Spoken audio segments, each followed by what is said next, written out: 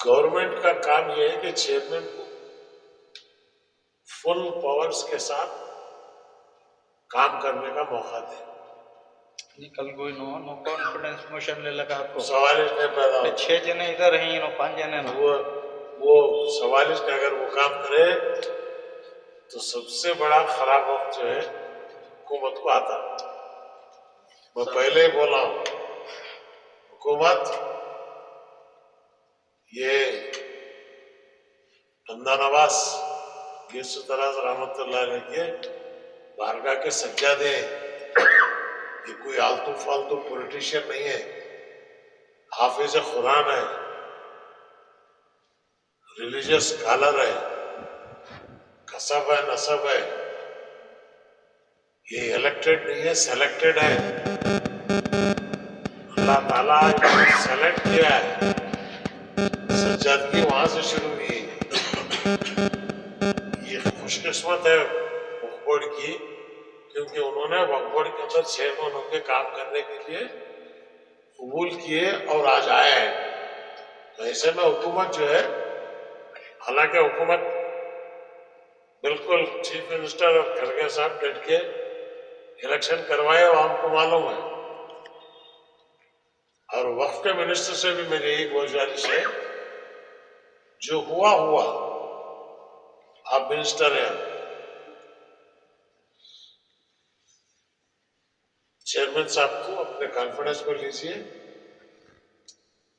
और कौम को बताइए कि नहीं, कौम की भलाई बहबूदी के लिए मैं कोऑपरेशन करने के लिए तैयार हूं, और मुझे उम्मीद है जमीर साहब ये काम करेंगे। रियासत कर्नाटक के आवाम को 20वीं रमजान को कदम रख रहे हैं। आप तमाम को मुबारकबाद देता हूँ कि अल्लाह तबारक व तआला ये रमजान पूरे इंसानियत के लिए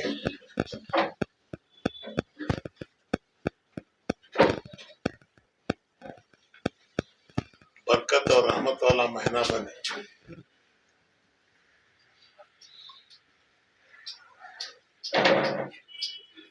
ये रमजान जो है बिल्कुल कर्नाटक के लिए अच्छा है।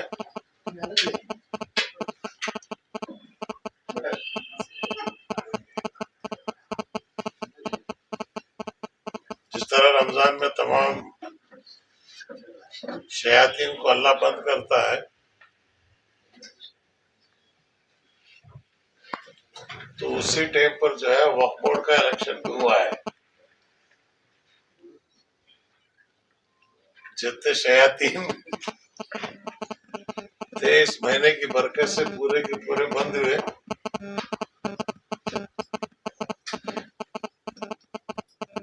जिस दिन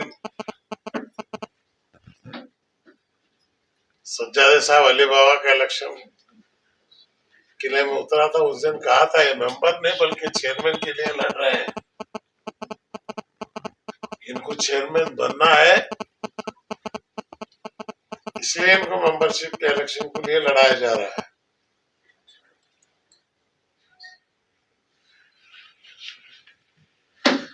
नॉमिनेट होके भी आ सकते थे वो, लेकिन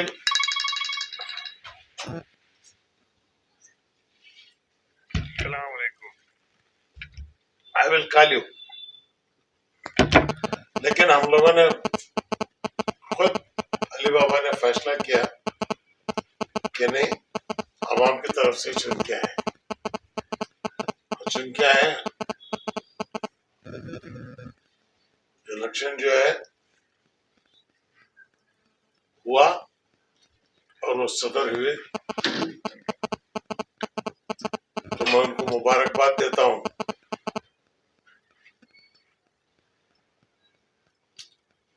वो होता वो संभाले हैं। सबसे पहले पूरे स्टेट के मुतवल्लियों की मीटिंग बुलाएं,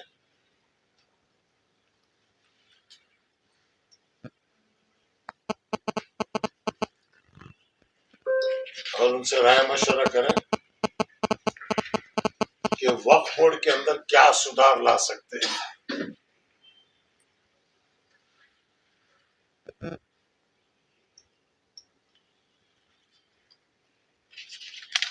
जो पहली बार करप्शन की जड़ जो है, करप्शन का कैंसर वक्फ बोर्ड के अंदर 20% 30% से फैला है। पहले वो स्टाफ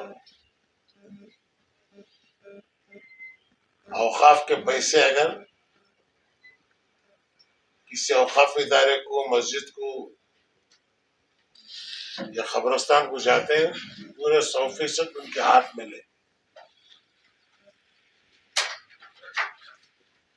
और वहां का कंप्लीशन ऑफ वर्क, इसकी निगरानी को भी वक्फ बोर्ड करे। सिर्फ पैसे देना नहीं है, पैसे देने के बाद क्या वो पैसा वहां पे इस्तेमाल हुआ है या नहीं, इसकी अकाउंटेबिलिटी भी लेना बहुत जरूरी है।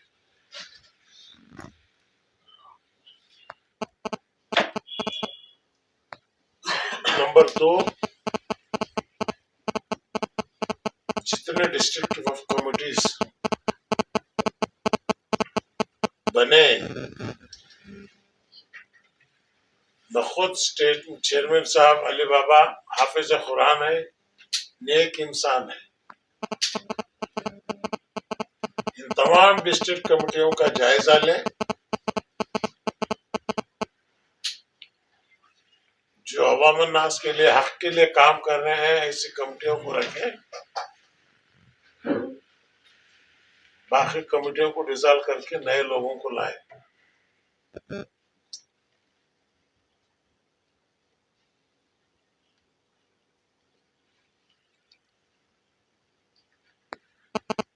और चेयरमैन साहब वक्फ बोर्ड के अली बाबा ये भी समझ लें,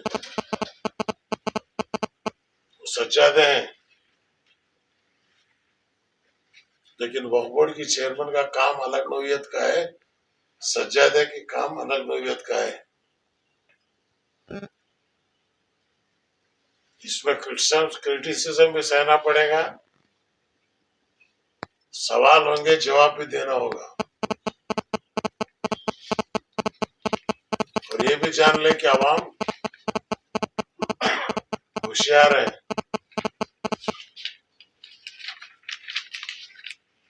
कौन क्या काम कर रहे हैं, अवाम इससे वाकिफ है। अवाम वाकिफ होने की वजह से ही लाखों का रुपया, करोड़ों का रुपया खर्चा करने के बावजूद आपको हरा नहीं सके, अवाम आपको जिताई है।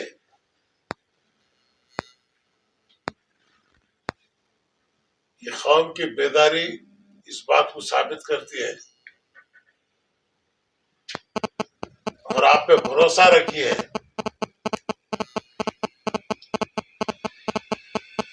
आप इख्तियार वालों को, हुकूमत को देख के काम मत कीजिए,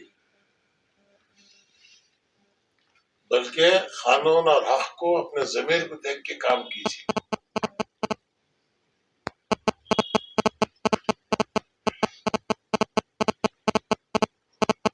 इंशाल्लाह मुझे उम्मीद है चेयरमैन साहब जितने घपले हुए हैं, जितने जमीनों की एनओसियां दी हुई हैं, जहां जहां औकाफ की जायदाद को गैरों को सुपर्द किया गया है, तमाम की इंक्वायरी करें। अगर वो इंक्वायरी आपके हाथ से, स्टेट गवर्नमेंट के हाथ से नहीं होती, तो सीधा स्टेट गवर्नमेंट को लिखें या सीबीआई को रेफर करें।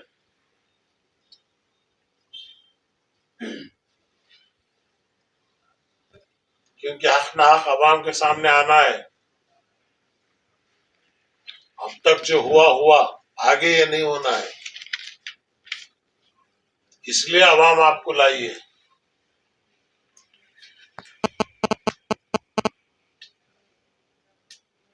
और मैं रियासत के चीफ मिनिस्टर को खड़गे साहब को मुबारकबाद देता हूं।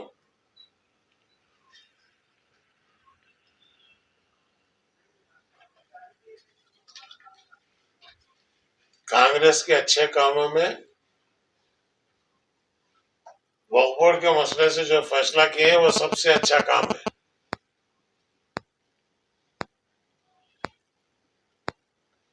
यही चीज आपको आगे चल के जो आपने प्रॉमिस किया था इलेक्शन में, बजट में 10,000 करोड़,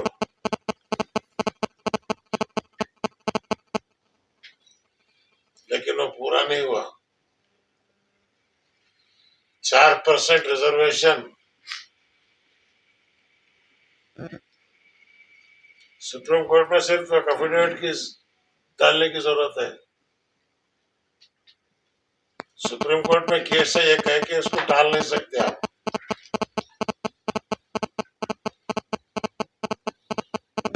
आपको कहना है यस गवर्नमेंट, जो पहला गवर्नमेंट का डिसीजन वही होगा।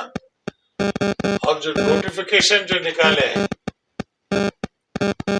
2B 2A,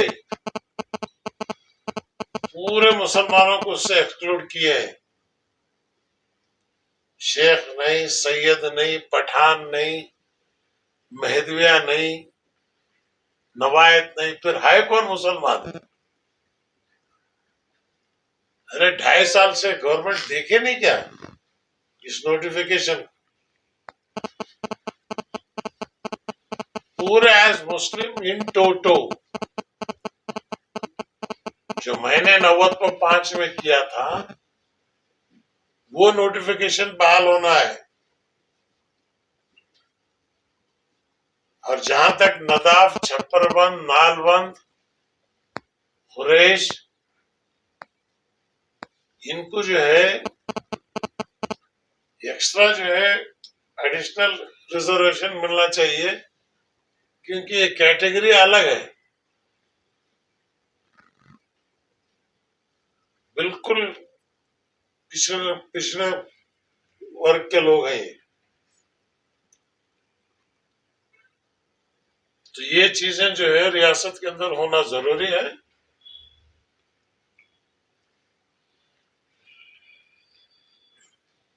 चार 4% रिजर्वेशन कॉन्ट्रैक्ट के अंदर दिए हैं, ये कोई बड़ी बात नहीं है। और मुसलमान एकदम बहुत खुश होने की जरूरत भी नहीं है। तो पहले ही गवर्नमेंट में पैसा कम है, कॉन्ट्रैक्टर कम है। वो कॉन्ट्रैक्टर के अंदर जो है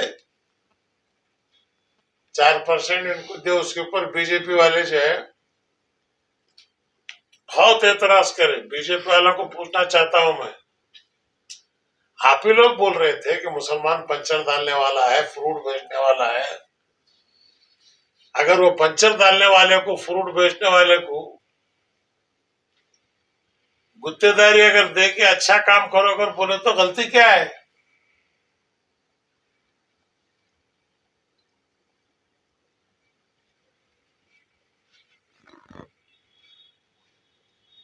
और लोकसभा में उठाइए मुस्लिम जात के अंदर कन्वर्शन करने के वास्ते ये कर रहे हैं बोल के, तो दलितों को जो दे रहे हैं सहूलत तो कन्वर्शन के लिए दे रहे हैं क्या? भाई बाबा साहेब अंबेडकर का संविधान बोलता है, हालांकि 1947 में बाबा साहेब अंबेडकर जो है मौलाना अबू कलाम आजाद को बोले कि आप रिजर्वेशन लो। मौलाना अबू कलाम आजाद की गलती थी कि उस वक्त रिजर्वेशन नहीं लिए, वो आज तक हम लोग भुगत रहे।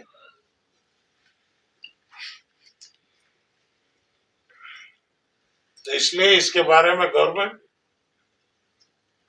फौरन फैसला करें और अप्रैल के 10 तारीख से दोबारा मैं रियासत के दौरे पर निकल रहा हूं,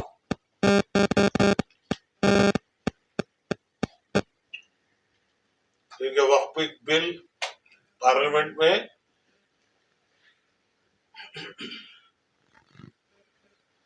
पास होगी नहीं होगी कश्मकश चल रहा है, लेकिन इसमें पूरे मुल्क की आवाम एकजुट होकर जो है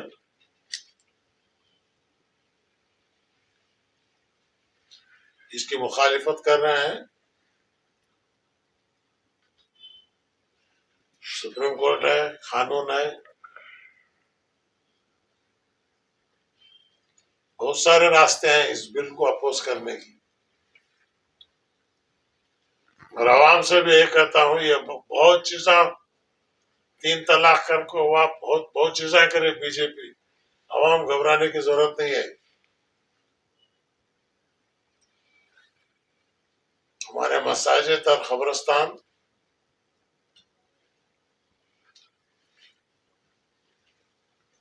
इसकी हिफाजत होगी। फानूस बन के जिसकी हिफाजत हवा करे, वो शम्मा क्या बुझे जिससे रोशन खुदा करे।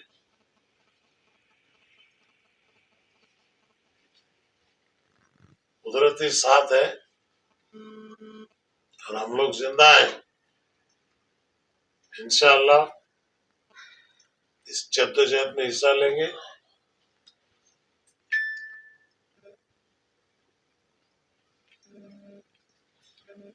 और आगे जो है एक मजबूत ताकत रियासत कर्नाटक के अंदर बनाएंगे। और मुझे इस यकीन के साथ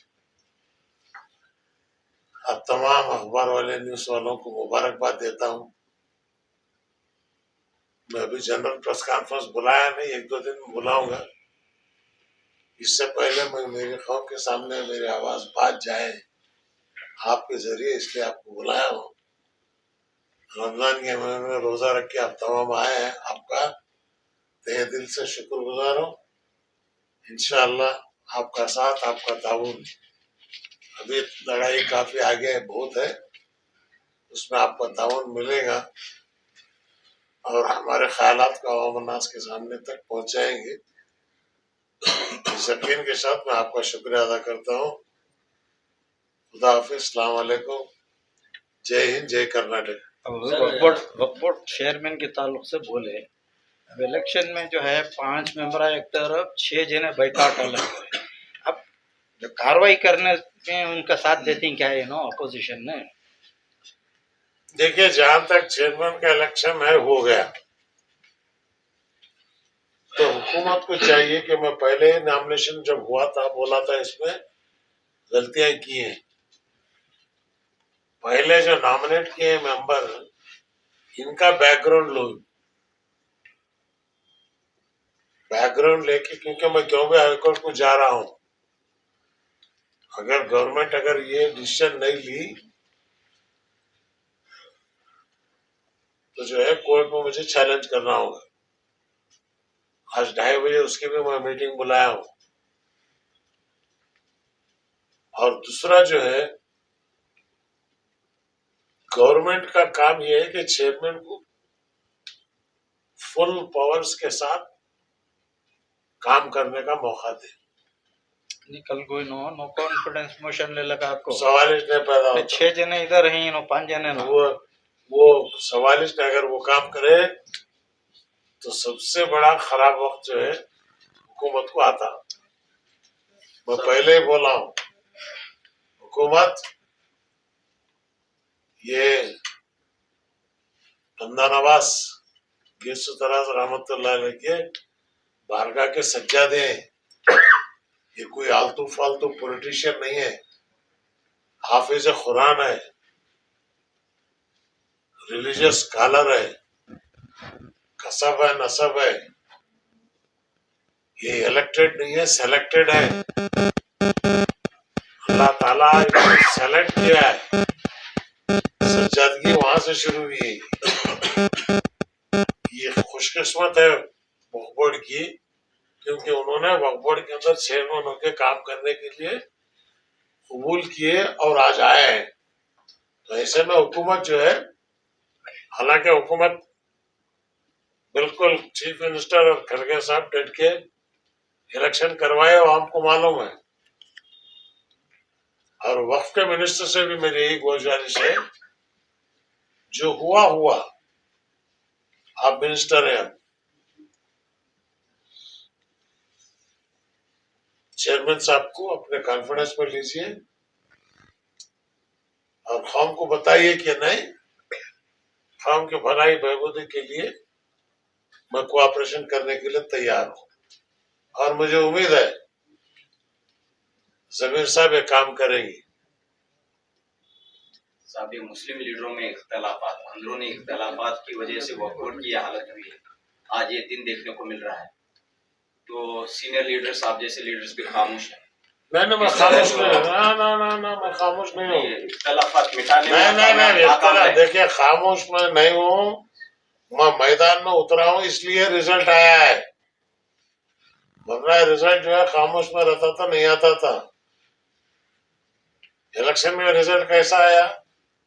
मैदान पहली बार जिंदगी में मैं वक्फ बोर्ड के इलेक्शन में पहली बार हिस्सा लिया हूं। मैं 70 साल की मेरी सियासी तारीख में मैं वक्फ मिनिस्टर था, कभी वक्फ मिनिस्टरों को बोला तक नहीं तुम इसे जिताओ उसे जिताओ। और उस वक्त मकसूद अली खान मेरे जमाने के चेयरमैन थे, वो चेयरमैन थे। तो इसलिए कि ये बात जो है,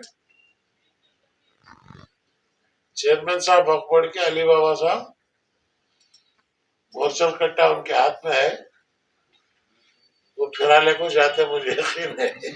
सब ये बात ये भी कही जा रही है कि अनवर बादशाह एक तजुर्बेकार मेंबर और चेयरमैन भी रहे, अली बाबा नए मेंबर, तो इन्हें पहले मेंबर के तौर पर काम करने का मौका देना चाहिए था, फिर बात जो अगली मियाद थी वो अली बाबा को देते, पहले अनवर बादशाह को चेयरमैन बनाते। ये बात कही जा रही है, इस पर क्यों आप इत्तेफाक नहीं करते? देखिए, रियासत का सबसे बड़ा औकाफ का इदारा कौन चला रहे? अली बाबा। दरगाह, medical college, engineering college, university, ये सब चला रहे, उनको एक्सपीरियंस नहीं। जानवर 16 जलती, शेर 21 जलने का। सब कल जो है, तो इसलिए ये जो है, आप इस तरह से इसको कंपेयर नहीं कर सकते। तब कल असेंबली में वक्फ बिल की मुखालिफत में एक रेजोल्यूशन पास किया गया है, इस पर आप उसने पहले करना था, करें, अच्छी बात है, मुबारकबाद देता हूं गवर्नमेंट को। देखिए, जहां गवर्नमेंट अच्छे काम कर रहे हैं उनका साथ दे रहे हैं, जब गवर्नमेंट नहीं कर रहे उनको कह रहे हैं कर रहे, ये करो ना, पहले 4% 2A-B का पहले ये करो। कंट्रैक्ट में रिजर्वेशन तुम्हें दिए, ठीक है, वो कब मिलना, गुत्तेदारी कब मिलना, कब काम होना, वो बाद में है, लेकिन ये जो है ये करो। और फंड्स जो है 10,000 करोड़ रुपए मैनिफेस्टो में तुम्हें बोले सो है, वो रिलीज करो। अब ये 4% रिजर्वेशन के ताल्लुक से एक तासुर ये है कि हमारे कंट्रैक्टर्स पहले ही ज्यादा है, मुस्लिम कंट्रैक्टर्स की तादाद ज्यादा है, अब इनको 4% में खरीद करे तो बाकी को नुकसान होता उनके तो भी। वो मुझे उसका डिटेल उतना मालूम नहीं है, लेकिन इससे मैं कोई बड़ा मुतमईन और बहुत क्या कोई करोड़ों के मिल जा रहे मुझे नहीं है, काम करना है कर रहे हैं, बस उतना ही है। तो इसमें ठीक है, वो बीजेपी वालों को बोलने का मौका मिला है, दिए, मुल्क शेड्यूल कास्ट को दिए, लेकिन जो अमाउंट का रिस्ट्रिक्शन है, कितने करोड़ के काम तक दे सकते हैं, 2 करोड़, इसको बढ़ाओ। 2 करोड़ रुपए में फलियां नहीं खरीद सकते आज, कम से कम इसे 10 करोड़ तक लग जाओ, तो जो है माइनॉरिटी फंड आता, खबरस्ताना का, मस्जिदा का काम, कम से कम मुसलमान डर को तो भी खबरा का काम, पैसा खाना को, पूरा पैसा मस्जिद में खबरस्तान में लगा को काम कर सकते हैं। ये काम मुस्लिम कॉन्ट्रैक्टर कर सकते हैं और उनको खौफ भी रहता है। अब इस बार के बजट से मुतमईन है आप? नहीं, बिल्कुल नहीं है। बीजेपी तो कह रही है हलाल बजट है, मुसलमानों के लिए बनाया गया पूरा बजट। बहुत बहुत खुशी की बात है। मुसलमान बीजेपी वाला को हराम हराम कर मसला में आना, हमें हलाल नहीं कर को खुद मान ले, उन्हों क्या है उन्होंने बोले दे। Sir DCM DK Shiv Kumar से मुलाकात की है अगले दिनों में, आप कांग्रेस पार्टी जाएंगे? कोई मुलाकात नहीं हुई। शिव कुमार से बात होके कहते कि दिन हो गए। 6 तारीख को मैं रियासत के दौरे पर निकल रहा हूँ और इस कौम को एक ताकत बन के उभरना है। मांगने वाली कौम नहीं, देने वाली कौम है ये।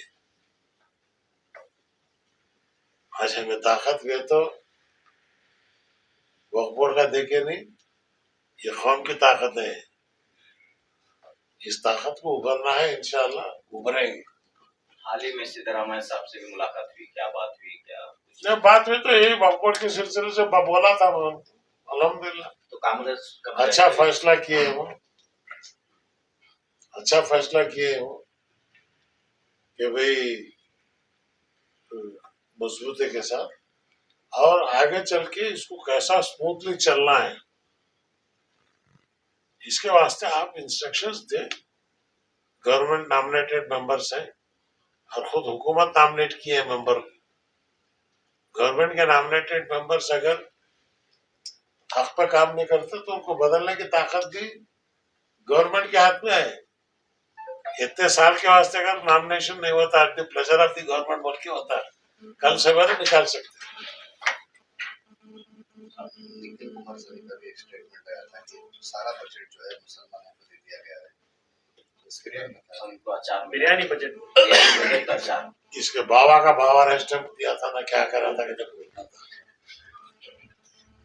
निखिल कुमार स्वामी के बाबा का बाबा जब चीफ मिनिस्टर था 4% को साइन होने झाला सो हाँ 95 में निखिल अभी तो पैदा नहीं हुआ था, तेरे बाबा का बाबा साइन डाला सो उसने तेरे बाबा के बाबा को पूछ ये करने से करेक्ट है या नहीं है कर, और खुद कुमार स्वामी को पूछ, तेरे बाबा को पूछ।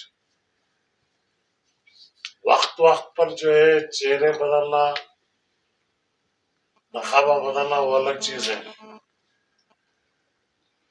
लेकिन हकीकत जो है